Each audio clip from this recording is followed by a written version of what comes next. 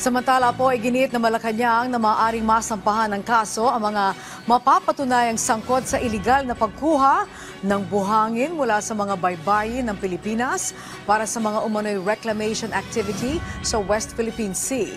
Ayon kay Palace Press Officer Undersecretary Claire Castro, pagtatambak ng buhangin sa WPS ay paglabag sa Republic Act 7942 o ang Philippine Mining Act of 1995, gayon din sa Republic Act 1204641 o ang Philippine Maritime Zones Act. Matatandaang una nang ipinag-utos ni Pangulong Ferdinand R. Marcos Jr.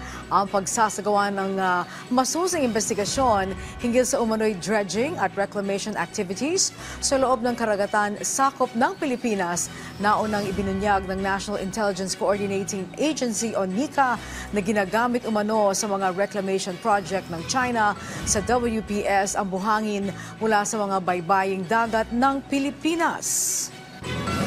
Hindi po natin masasabi ang pinakadetalye nito dahil medyo sensitibo po ang mga issues dito. Pero nakausap po natin ang DENR pero makikipag-ugnayan pa rin po sila sa NICA at saka sa Philippine Coast Guard.